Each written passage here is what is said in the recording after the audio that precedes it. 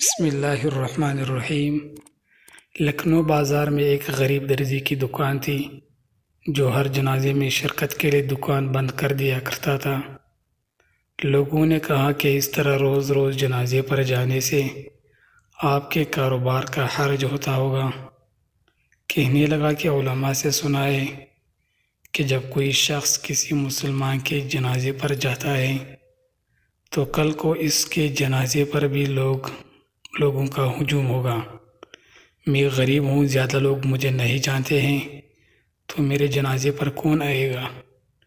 اس لیے ایک تو مسلمان کا حق سمجھ کر پڑھتا ہوں، اور دوسرا یہ کہ شاید کل کو مجھے بھی کوئی کاندھا دینے والا مل جائے۔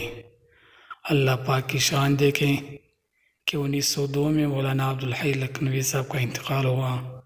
ریڈیو پر بتلایا گیا، اخبارات میں جنازے کی خبر دی گئی۔ جنازے کے وقت لاکھوں کا مجموعہ تھا، پھر بھی بہت سے لوگ ان کا جنازہ پڑھنے سے محروم رہ گئے۔ جب جنازگاہ میں ان کی نماز جنازہ ختم ہوئی تو اسی وقت جنازگاہ میں ایک دوسرا جنازہ داخل ہوا اور اعلان ہوا کہ ایک اور عاجز مسلمان کا بھی جنازہ پڑھ کر جائے۔ دوستوں، یہ دوسرا جنازہ اسی درزی کا تھا۔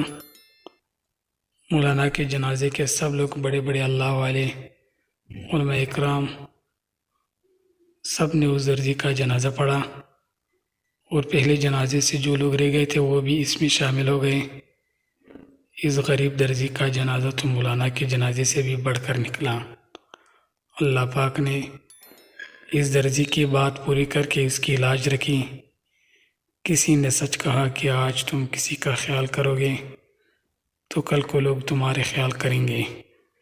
اے اللہ، پوری امت مسلمہ کے گناہوں کی بخشش و ہدایت عطا فرما، اور ہم پر اپنی رحمتوں کا نزول فرما، آمین یا رب العالمین۔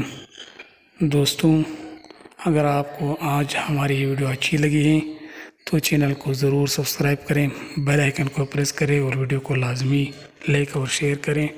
والسلام علیکم۔